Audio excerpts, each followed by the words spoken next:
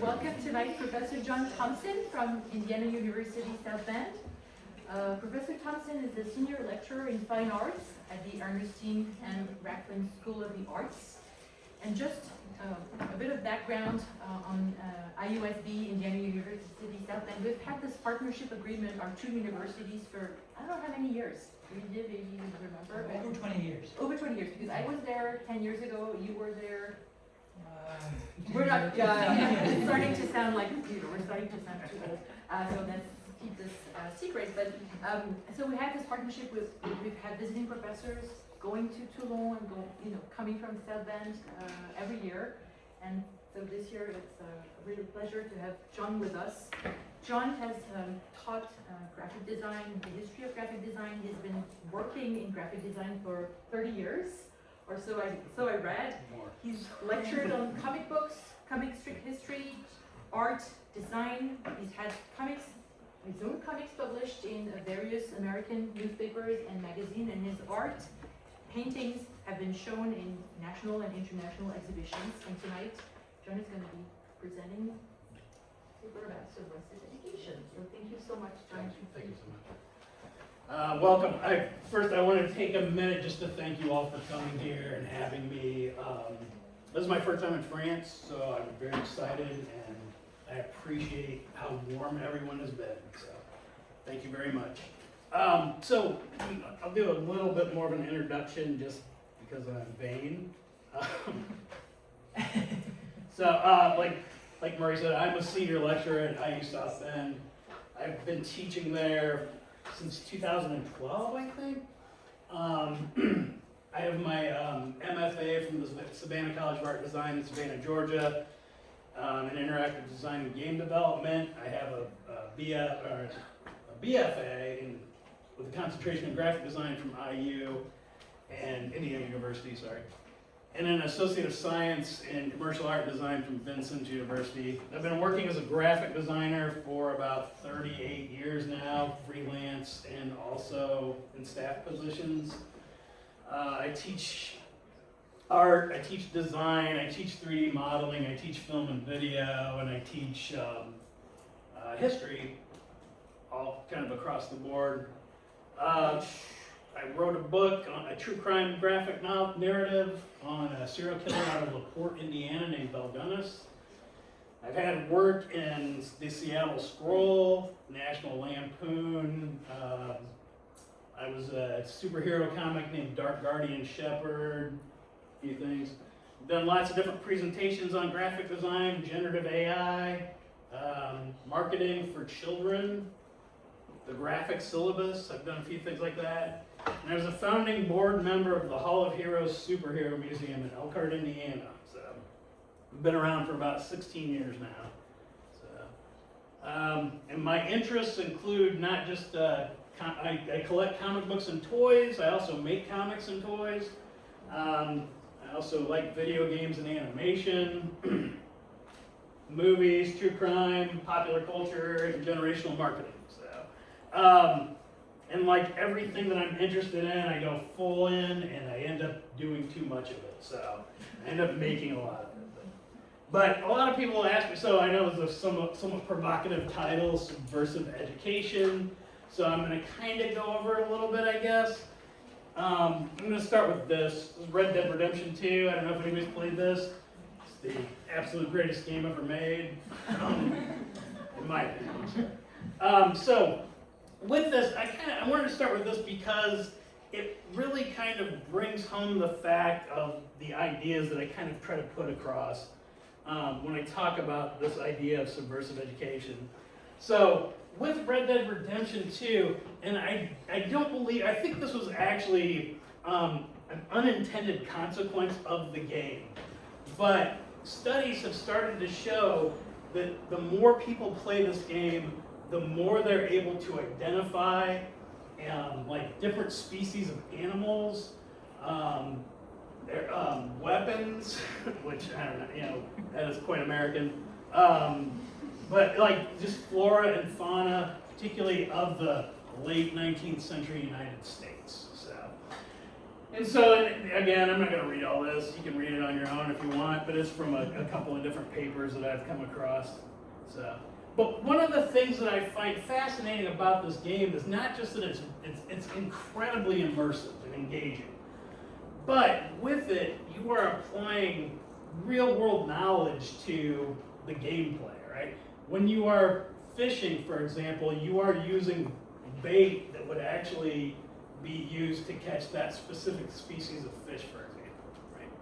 So, but also, the thing it really helped generate and kind of reinforce is studies on post-Civil War Reformation in the United States and how people would actually interact, just the different historical challenges that people in the United States had during this period.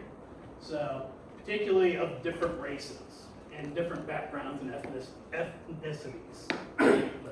But in addition to that, there were kind of, I guess, homages to historic figures during this period. So we have this Charles Chateauneuf was a character in the game who one of the main, Arthur Morgan, who's the main protagonist, comes across.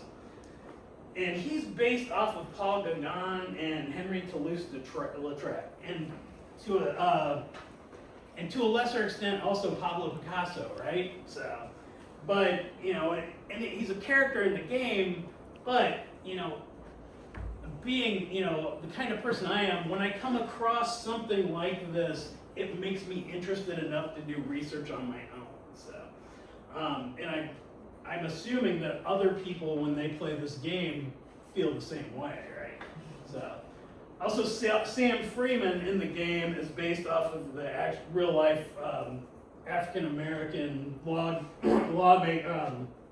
Bass Reeves. And Bass Reeves, if you're unfamiliar with him, he was actually a freed slave who went off to the West and eventually became a U.S. Marshal. And his real life exploits then influenced the Lone Ranger. And if you're not familiar with the Lone Ranger, it's a very popular Western character, particularly in the early part of the 20th century.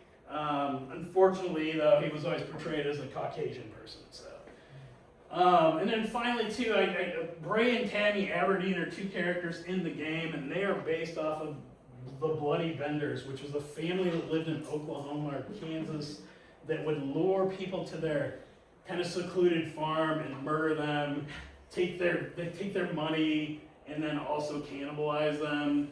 And also they were somewhat inspired also by Belle Gunness, who I'm going to talk about here in a little bit. So that's video games, but in movies too, you see kind of the same approach where, and again, this is maybe an unintended consequence, but like in All the President's Men, for example, you're learning, I mean, it's a dramatization of the 1972 Watergate scandal that brought down the Nixon presidential administration, right? And during this period, now this came out about 4 years after the scandal, but it demonstrated the process of research and the way the press handles, this kind of investigation, right? So again, we have to check our facts and we have to research, and that's the important thing about any kind of news that you are delivering to people. And it's unfortunate that this doesn't happen as much today, particularly in the United States, but research is incredibly important. So, and this kind of helped demonstrate this with this film, The Fifth Estate, which is what we call the press sometimes. That is really, it's important to keep that completely separate from any kind of influences, right? So it's all about objective reporting. And then Monsters Incorporated, I like to show this just because it's an incredible film, but also it demonstrates, again, there's themes of like workers' rights and critical thinking, right? So when I don't know if anybody's seen Monsters Incorporated, but there's like a corrupt system that these two characters are working for, right? Sometimes it gets derided for having Marxist ideals behind it, but really, there's nothing wrong with Marxism, I think. So I like to show this quote because my area is the visual, right? I love visual arts, particularly comics. Comics I've been fascinated, I've loved since I was a very young child. I still love comics. I think it's an incredibly important art form that's very underappreciated, particularly in the United States. So, but yes, I think that you get a unique, I know that there's a unique art form with comics, where you're combining both words and pictures. And again, it's this gestalt where you have more than the sum of its parts. You know, you need the pictures, you need the words, but you also, that creates something much bigger than just those things alone. So comics originally, so very, very overtly, we see comics used in education. So Classics Illustrated, they were published from like the 1940s through the 1970s, kind of in reprints over and over again. But with this, they were used as a way to introduce particularly children to the great works of literature. So, and I love this show. I love Frankenstein's monsters, so that's why I use this particular issue. But they covered everything from Shakespeare. They had The Last Days of Pompeii. Virtually everything that falls within those classics, I guess. So, another publisher in the 40s. This actually Max Gaines is the inventor of what we think of as the modern comic book. And in the 1930s, his share of the company he was involved in was bought out, but he took with him the one title he really cared about, which was Picture Stories from the Bible. And then he started his own comic company called Educational Comics.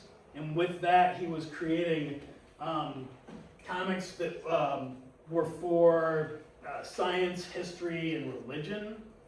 And they were basically in perpetual reprints, and he would sell them to big institutions like schools and churches. So, and then there's a whole backstory about that, but if you were in my history of comics class, you'd know all about it. So. Also, comics were used, again, for talking about like social issues, and there were government comics produced by the U.S. government about safety and nutrition, for example. Social justice was really important. So with this, organizations would put out their own comics as well, and that's all very overt stuff. And it wasn't usually, it really wasn't like used as kind of a way to covertly deliver information. So, not initially. But by the 1960s, DC Comics started to incorporate various elements into their comics, partially as a way to get criticism away from them about comics being bad for children, but also because the writers had an interest in this stuff. So you had people incorporating things like the periodic table of elements into their comics. These characters called the Metalmen, and each character had that periodic table symbol on their chest, right? And they represented the different metals. So you had like tin and lead and gold. And then the character on the right, Metamorpho. Anybody seen the new Superman movie? No? Yeah? It's a good movie. You should watch it. Metamorpho's a character on there. He's the element man. He would actually say the formula of an element that he was going to morph his body into, because he could morph his body into different elements, right? But on my own work, so these are some comics I did in the 90s. I would do a lot of self-published mini comics in small press. This is a very low resolution image, by the way, so please forgive me. This is a photo by Gene Kannenberg, he's a comic historian and designer and librarian that works out of Chicago, but he has a blog that he posts different works that he reads, and these are old comics that I made in the 90s. But at the time, I was a really big fan of Crime and Punishment by Fyodor Dostoevsky, and I started to adapt it as a comic book, but I was using, and I didn't realize what I was doing at the time, but I was using classic comic strip characters in the roles of the characters from the book. And again, I didn't realize it at the time, but I was using it as a platform to educate people not just on a fantastic classic novel, but also on the history of these comic strip characters. And for me, well, not just me, in general, American comic strips really became an art form of its own in the early part of the 20th century. And with those, there's a rich history that's just not really explored. And the thing about American comics is in the late 19th and early 20th century, it was really the only real form of mass market or popular entertainment that people had access to, right? I mean, there were people that read a lot of books, and that's great, but the working class really didn't have a lot of time to do this. And Sundays in particular was the big day, right? That was when you got the Sunday newspaper colored comic supplement.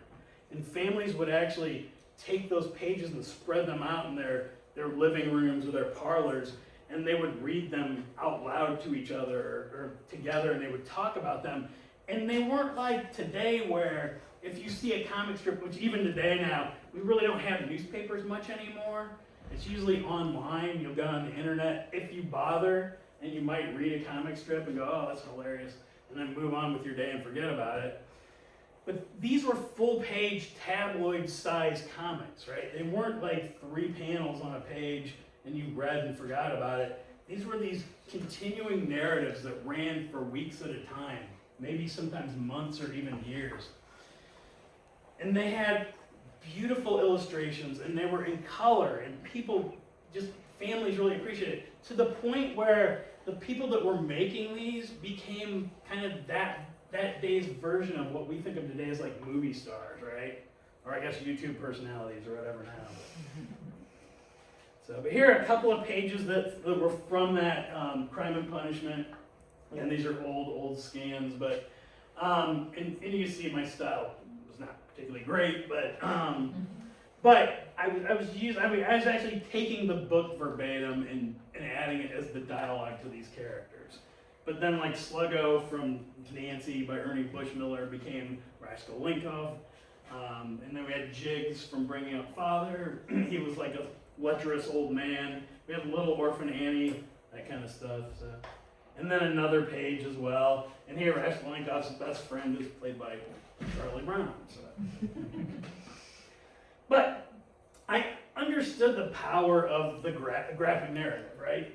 So, and I've been doing it for quite a few years, and there was a period when I was actually an undergrad where I was told to stop doing comics. Because again, particularly in the United States, comics were not, or they still are not really a respected art form, right?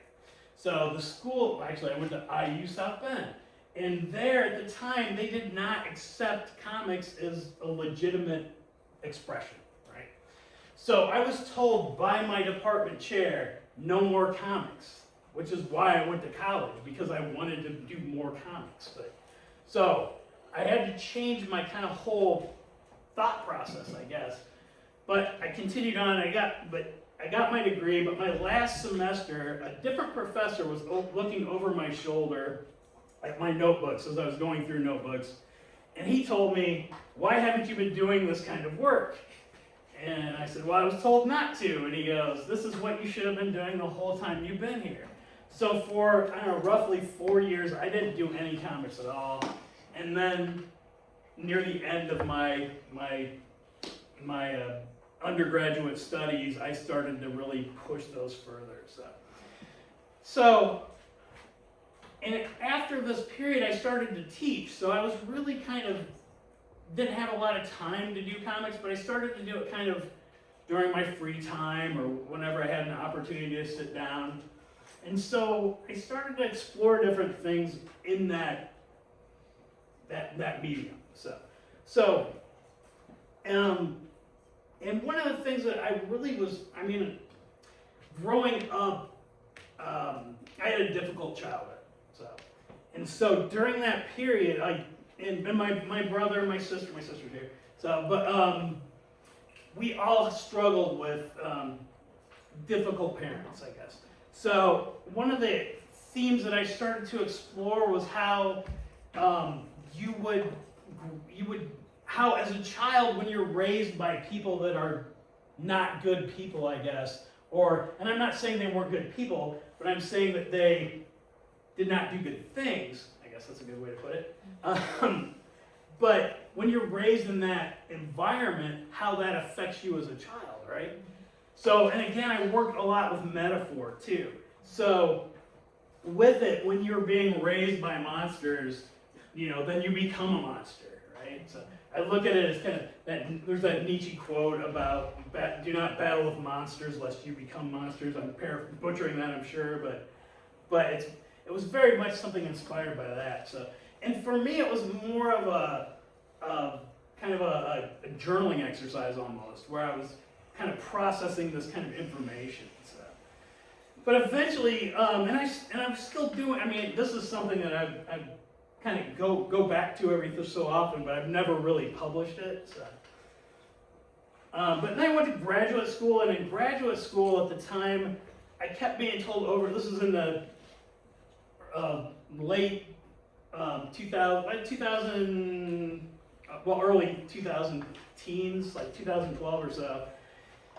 And I kept hearing over and over again how print media was dying, right? Print media is dead. Print media is dying.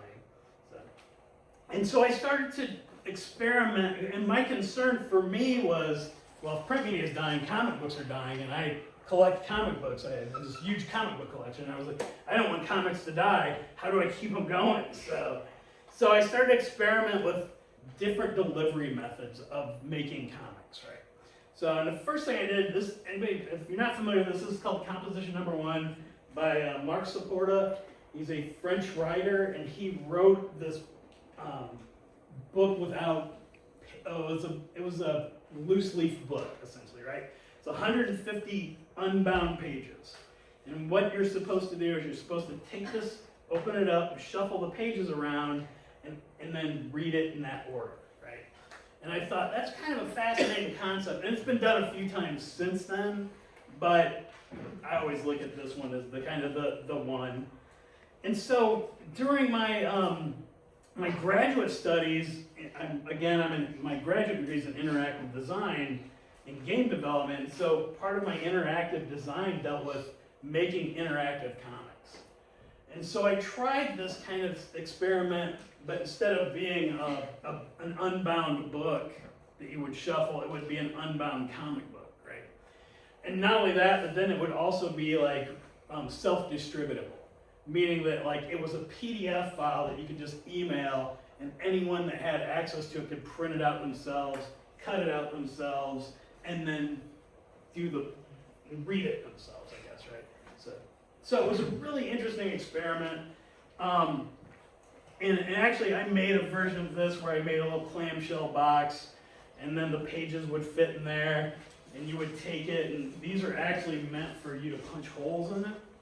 And it came with a ribbon, and then you would take the pages and you would shuffle them and then run the ribbon through it and bind it yourself and then read it and go, oh, interesting, and then take it apart, put it back in the box, and shuffle it up again. So. But, I like that idea a lot, but again, it was just more of a thought experiment. I also kind of played with interactive narratives. So with this was a non-linear interactive story, right? And with this, you would basically, there was some animation, there was some sound effects and that kind of thing, but you would click the next and it would take you to a page where you would have a decision point. I don't know if you are familiar with Choose Your Own Adventure books, for example, but it was kind of like a digital version of that, where you would then go, okay, you have this option or this option, choose which one you want. And it got kind of out of control. It was pretty good. I don't know how to focus sometimes, so for me, I was like, okay, well, if this happens, then this, and this is going to happen. But then if this part happens, then I would just go off on these weird branching narratives. So here's another page from there as well. And then, as I started, after I got hired in as a lecturer at IU South Bend, I started to experiment more with the medium as far as delivery methods. And I thought about treating comics almost as like an art installation. So I'm also very interested in like 3D modeling and 3D printing. So and animation. And this is a character, this guy here, his name's Dr. Brain, right? And just to give you the origin of Dr. Brain, when I was about 12 years old, I was drawing in notebooks, and I created this character who was in an explosion and it blew his skull off, but yet he retained his brain somehow. One of his eyeballs got sucked into the center of his head. And so with this now, he's able to use because his brain's exposed, he has like all of these telekinetic and psychic powers, right? This is again the science of a 12-year-old. But I was going over some old notebooks I had, and I came across this. I was like, oh, Dr. Brain, I forgot all about him. And so I started to create these little 4x4-inch panels that I would paint with acrylic paint, and I would create this little narrative on these little panels. And then I actually made this typeface. It's based off of this old type that was done in the 50s called Letraset. But I took it and I scanned it and made my own typeface off of that. It was used in particularly a company named Charlton Comics out of Connecticut that was operating from 1946 till about 1986. And I was like, oh, I used their Veritype. That's what it was called. Sorry. So I used the Veritype type style to set this, and I was like, it looks like a kind of a corny old, 50s comic, right? And then I took that and I actually expanded further. So I made these 3D models then of the character. So here's a bust that I did, and then I did like a full figure as well.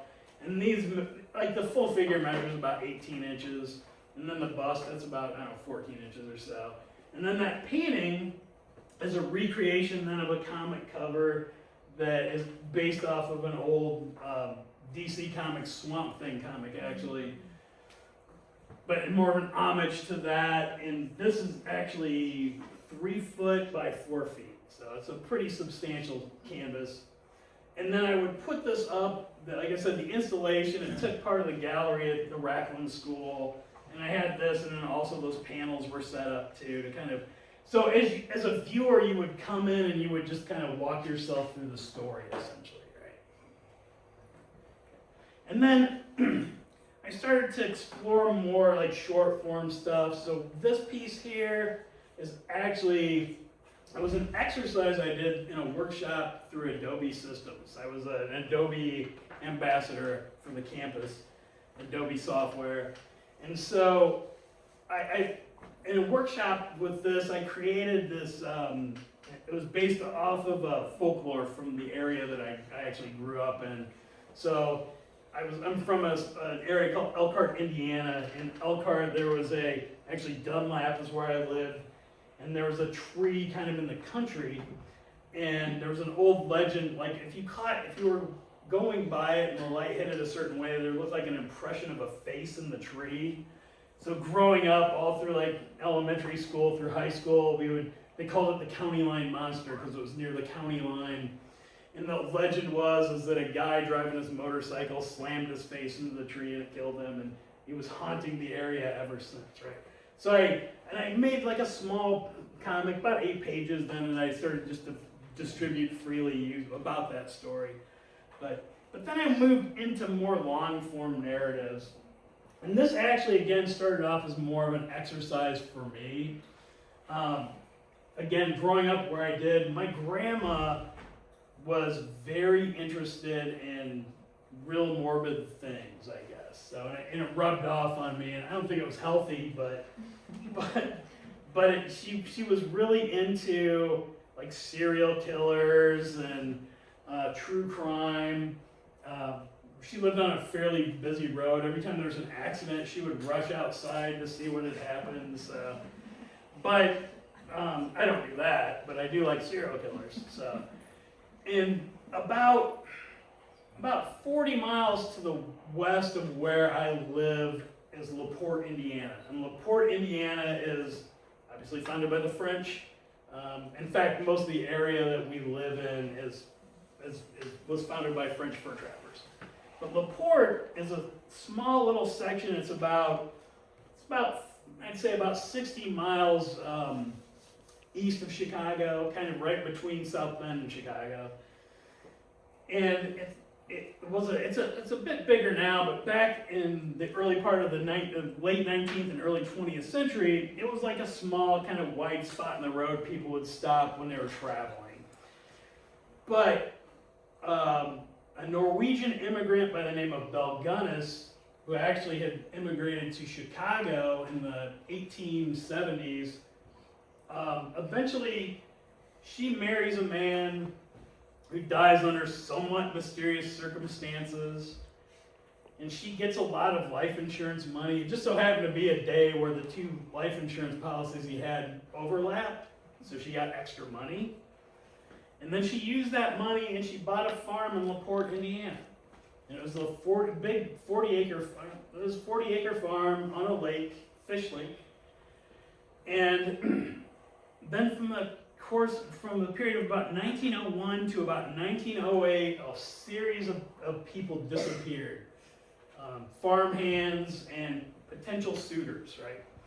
So, and she had some kids. This is a picture of her. This is with her two daughters, and Myrtle and Lucy Sorensen with her first husband, and then the youngest is Philip Gunnis. The belief is she couldn't actually have children, but they believe that she got children through an orphanage from the Norwegian church in Chicago that she volunteered from. But she had these three children. She actually had a fourth child that she was raising named Jenny Olson, who was 16 at the time, and she disappeared as well. So about 1908, there was a big fire on the property where her farmhouse was. And after the fire had died down, they had discovered 4 bodies in the basement. There were the 3 children, and then there was a headless female corpse. And they were all laying on a bed together.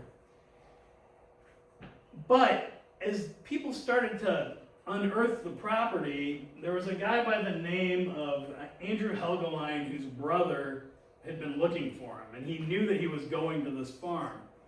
So he started to ask around, and eventually he found out about this fire. So he comes to LaPorte to investigate, and he starts digging around, and he ends up finding his brother's body. It had been cut up into pieces and wrapped in burlap. So, of course, then this led to a bunch of investigators coming, and they all start digging up the property, and they find like 13 bodies.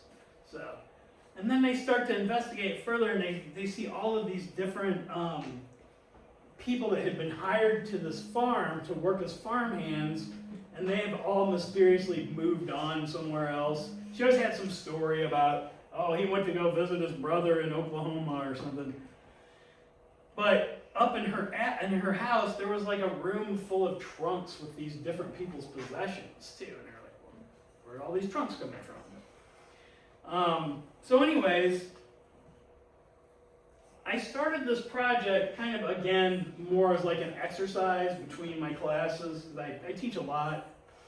I'm pretty busy. And I started with this, and I was really not super happy with what was going on. And then I decided, as I started working on it, that I was really more interested in delivering more information about comic strip characters, right? Although I love true crime. It's something I really enjoy learning about and talking about. But I also love comics. I think I love comics more. So I thought about it, and I thought, well, I can take these two things and combine them, right? And so that's what I did. I actually started to redraw. I did about 20 pages at this point, and I got to a point where I wasn't really happy with what I was kind of going through the motions, but I wasn't passionate about it anymore. And I knew that if I'm not passionate about it, no one else is going to be either, right? They're going to look at it and go, oh, it's boring, and throw it away. So I started to change the characters and model them after these classic comic strip characters. So this is the young Belgunnis, and this is when she's in Norway, and she goes to a dance, and she gets beaten up by her suitor. This guy is based off of a character named Barnacle Bill, who was a character in the old Thimble Theater comic strip. And then the young Belgunnis is based off of Olive Oil, who was a character from the Thimble Theater comic strip as well. And I've had people ask me, were you concerned about copyright? Nah, I don't care. I mean, I should be. But also, the thing is Olive Oil has been in the public domain since about 2021. So I really didn't have that much of an issue with that. Popeye, on the other hand, just came into the public domain a couple of years ago. I think it was last year. But you can see here that I tried to reuse as much of the work that I'd already did as I could, because I don't like doing extra work. So you can see I just kind of repurposed some of the panels, used the same kind of layouts, but again, I used the Olive Oil character here. But as I started building it, I started to incorporate more of these characters by ECC, or who created Thimble Theater. And it actually started off as a 515, and then it went on to become Thimble Theater. And then he also did what they called an attic strip, where it was it was a small comic strip that ran along the top of the full-page Thimble Theater comic, and it was called Sappho, and it was about the Sapphos. This is Myrtle Sappho here. So young Belgunnis was based off of Olive Oil, and then the older Belgunnis is based off of Myrtle Sappho here. So she's a little bit fuller, right? And this guy here is E.C. Seeger, who's the creator of those characters. And then he created Popeye as well. He introduced Popeye to the comic in 1929. So now I love to show this comic because I think it's a great piece of history, but also I have a morbid sense of humor. And with this, when this ran originally, this came out in 1933, and with this we have Wimpy, who's Popeye's friend, who's kind of a lech, and he's always trying to borrow money so he can buy hamburgers. And he gets, through an inheritance, he inherits a cow, right? And so he doesn't want a cow, though. He just wants money to buy hamburgers. So he tries to work a deal with Popeye to trade him for the cow, and Popeye won't do it. Popeye's running a diner at this point. So then he asks for some tools, and then he comes by, and Popeye sees this pile of ground beef on the ground and these butchering tools, and he's making hamburgers. And there's the cow. And of course, when this was sent to newspapers across the country, a lot of them were very offended by it. So they refused to run it, and they ran a reprint in its place, right? But I love it. So I started to use this then as kind of reference for my own work.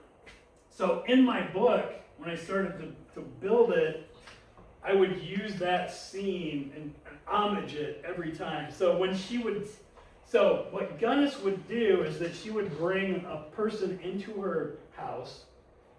She would, hire them in, and then at some point or other, she would murder them. She would take their money. She would, take everything she could get from this person, and then when they became of no use, she would murder them, and then take them apart, and then either throw them out in the lake, or feed them to her hogs, or she would bury them in her yard. So I just kind of homaged that a little bit with this particular image, and I did it multiple times throughout the book too. But a lot of the characters are based off of, comic characters that are still in use today. Mutt and Jeff, for example.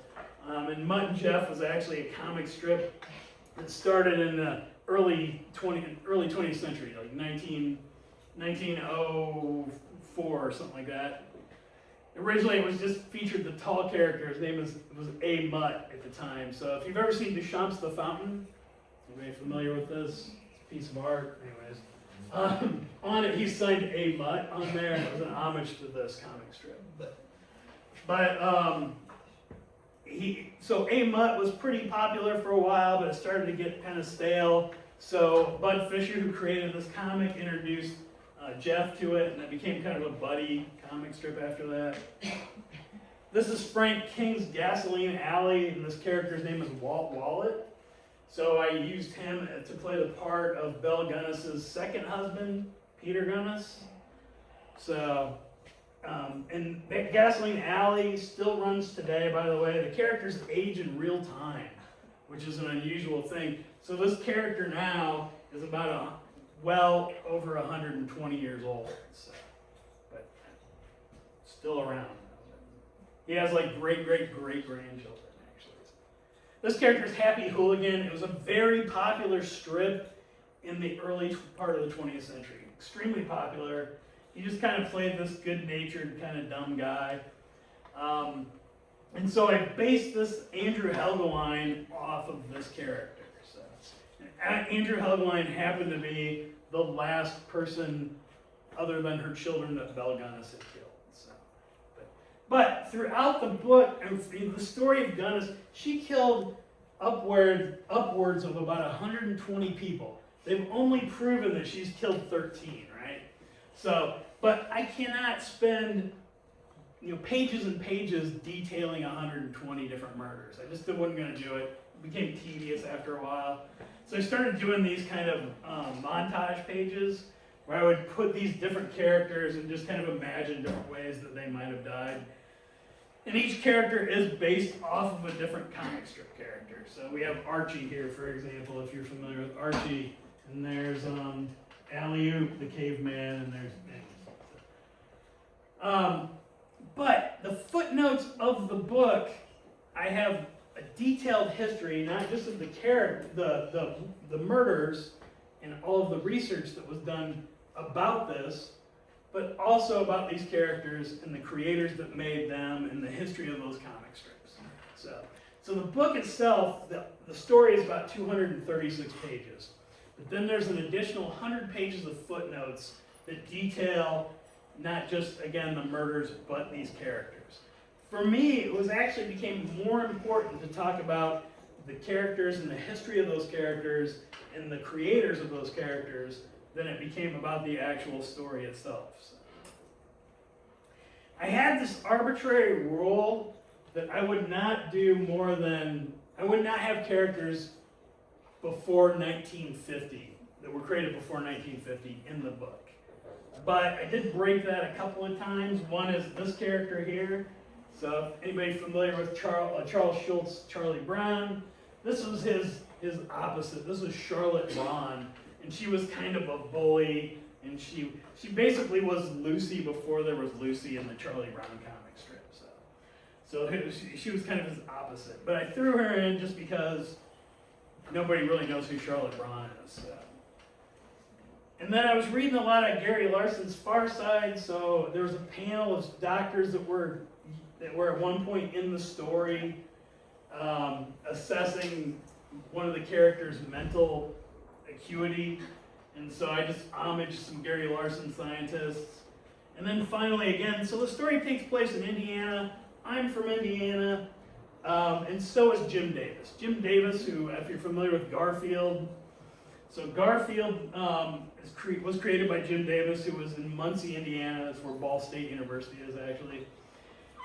And I figured I wanted to put a character from an Indiana comic strip into this book, just because, whatever.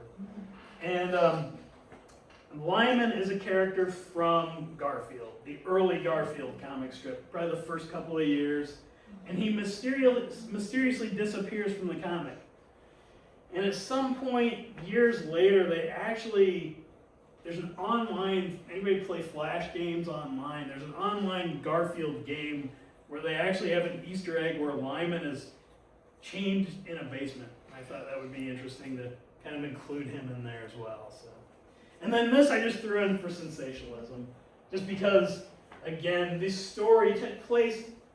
It was, it came out in 1908 when people discovered this was going on.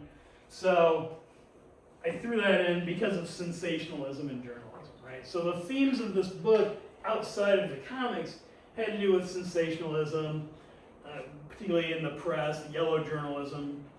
Also inequality, because a lot of these people that were coming to work on her farm were transient farm workers looking for some place to have stable employment, right?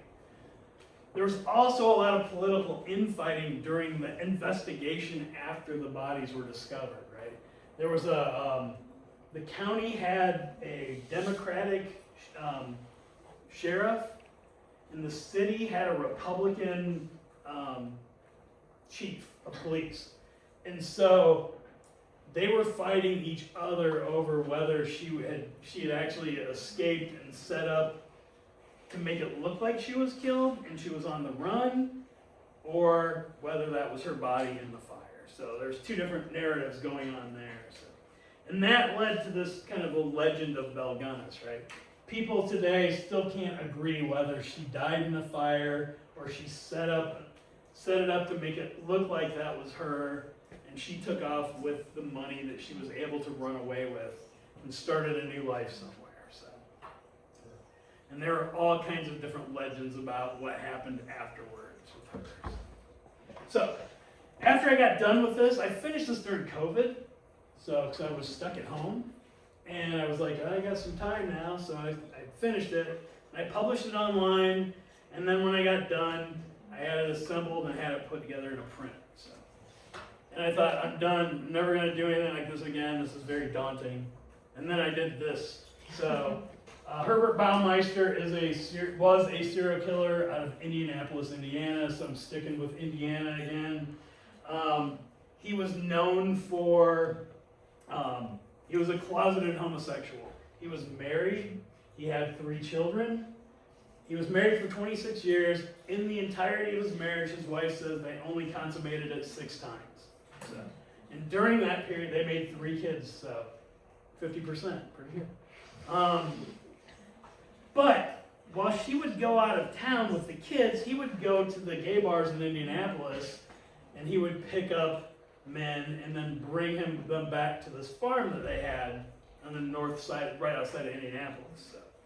And when I first started to play around with this concept, I was looking at a lot of internet kind of things. I don't know if anybody's familiar with Lumpy Touch, but he is a pixel artist. He had a lot of deviant art stuff.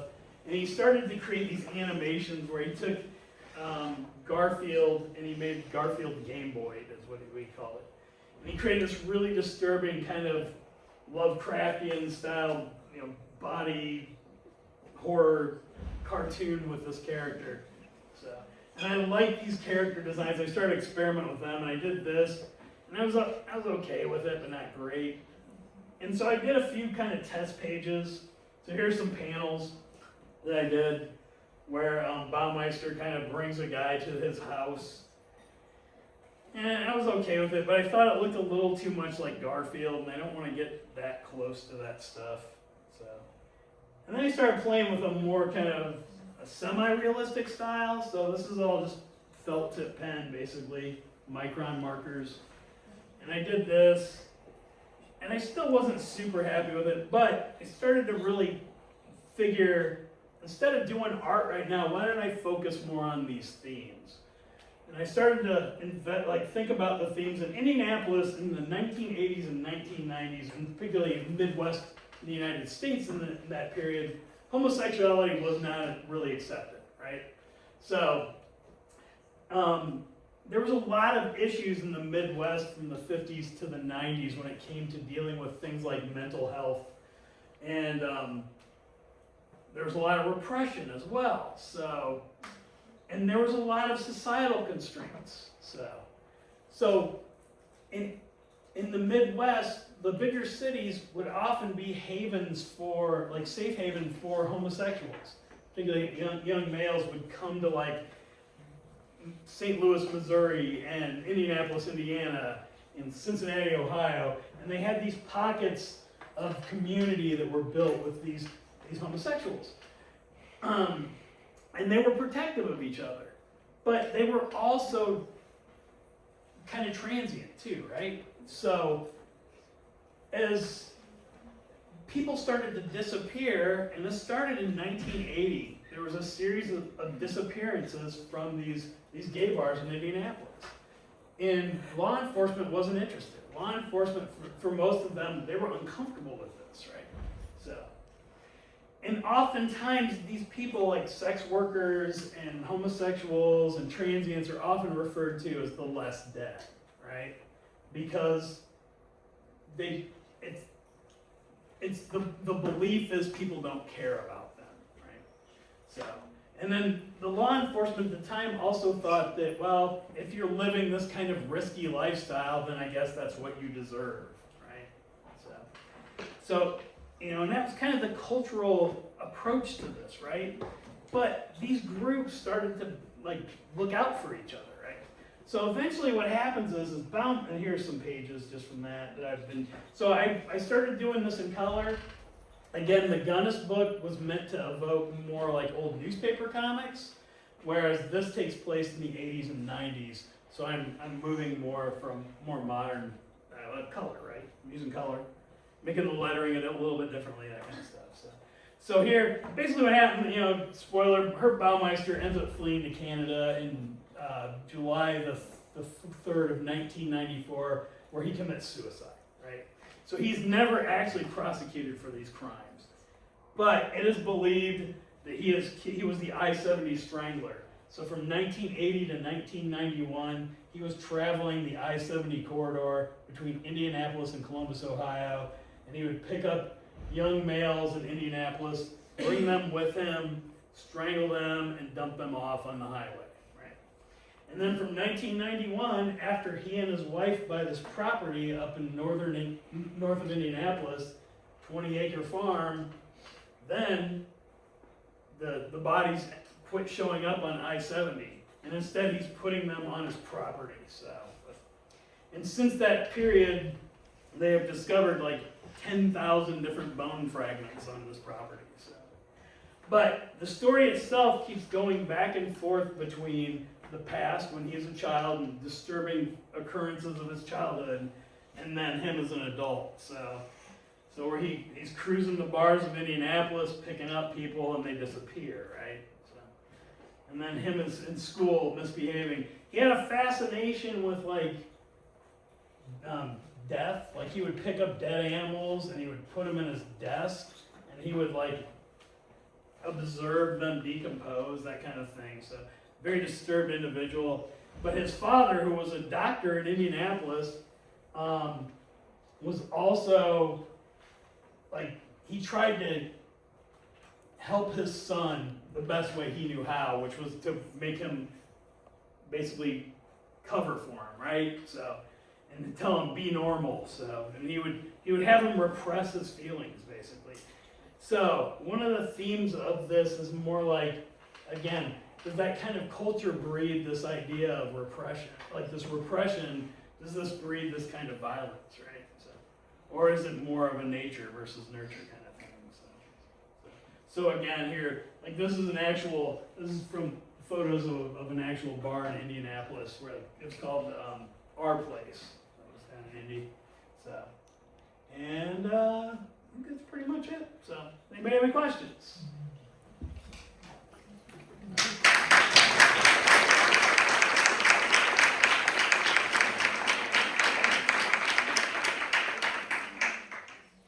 All right. Questions? Oh, yes. Yeah. So first of all, hi. I was just wondering something, because I'm kind of interested in making my own comics, but I wondered how could I know if I have enough skill to make a comic book? I think anybody can make comics. Would it be understandable? It's a style, right? But again, too, I'm of the big belief that anybody can draw, right? It's a learned skill. So if you want to draw, then start drawing. Really, that's all it is. So granted, it'll take some time, right? I don't draw very good, but I want to, the thing is, I don't draw very good, but I want to share, I have this exuberance of wanting to share this stuff, right? Because I was going with the mindset that I needed to be a master in architecture, a master in perspectives, a master in anatomy before I can start doing anything, but I don't know if that's really true. No, not at all. So for example, the reference images I use, a lot of times I trace them, right? Mm-hmm. So you don't, and the thing is if you're not, if you still don't feel like you're comfortable doing art, then find someone who can do art and then work with them, right? And then you write and get that other person to draw. So Harvey Pekar, I don't know if anybody's familiar with Harvey Pekar. He wrote a comic called American Splendor. There's a movie about him actually. It came out in 2003, starring Paul Giamatti. He did not know how to draw, so he would actually write his comics. He'd do the layouts. He would do the layouts on notebook paper, just as panels, and he would do stick figures, and they would give them to an artist, and the artist for them would render. Robert Crumb was kind of one of his go-tos. Another guy, Gary Drum. It's quite a few people. So, but yeah. So.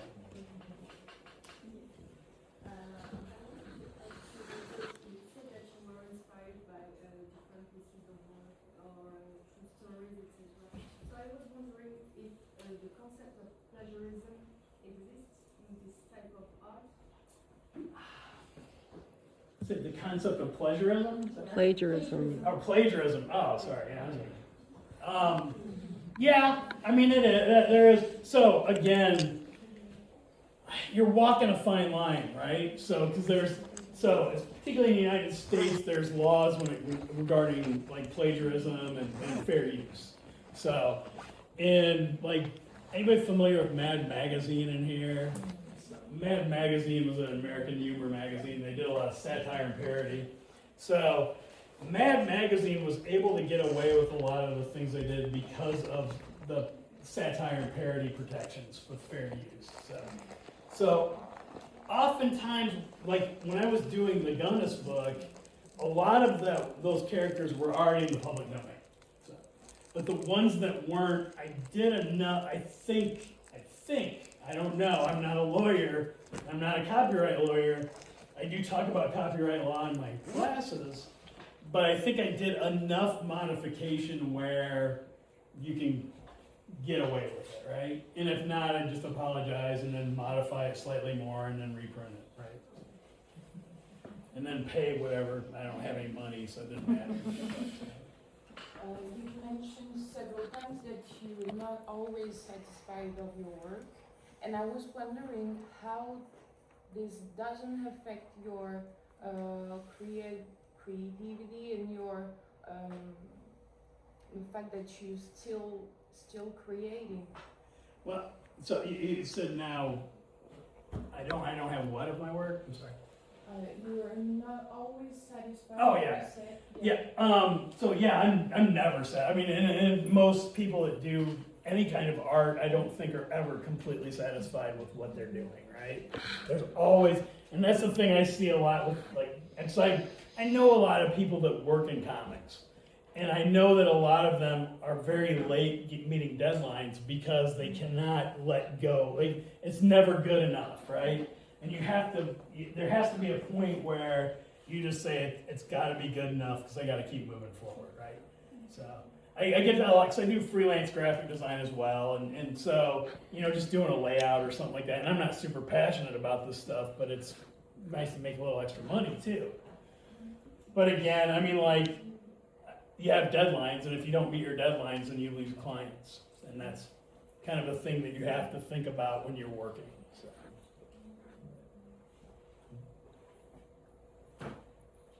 Why yes? Dealing with think about presentation and dealing with such topics as murders and assassination, doesn't it get you with some troubles with editors, or is it okay with your public and us? Well, for the most part, are you wondering if the subject matter? Yeah. Okay, yeah. Not really, particularly in the United States. They're pretty, I mean, face it, they're pretty morbid there, right? So I mean, there's a lot, particularly, again, I don't know about France, but I know in the United States there's a big interest in true crime stories, and probably the more salacious, the better. So, and it comes in waves too. We're kind of on the down. I think podcasts really kind of brought in a resurgence of it in the last few years, but I don't know. I mean, the big news stories in the United, right now, the big thing is, I don't know if you guys are familiar with John Wayne Gacy, who was a serial killer out of Chicago, but NBC, the Peacock streaming services getting ready to release a John Wayne Gacy limited series right now, so it's become like it's like a big thing. So I don't have Peacock though, so I haven't had. Yes. Would you ever be interested in working in animation? Actually, I actually teach animation sometimes, so I do real short form stuff though. I actually love animation a lot, so my animation's not very good, but yeah, so I also adjunct at Holy Cross College in South Bend, which is part of the Notre Dame system, and I teach a 2D animation there. Actually, I'm teaching it right now, so I'm just taking a break to do this, so, which is much better. So.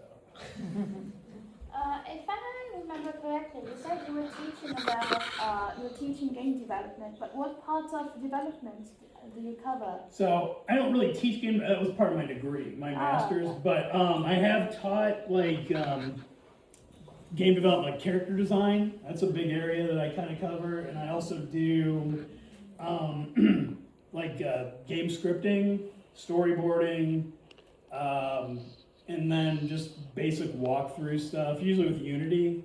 So I don't know if anybody's familiar with Unity as a game. Yeah. So use Unity, that kind of stuff. So. What was the research process like for both books? So I usually, what I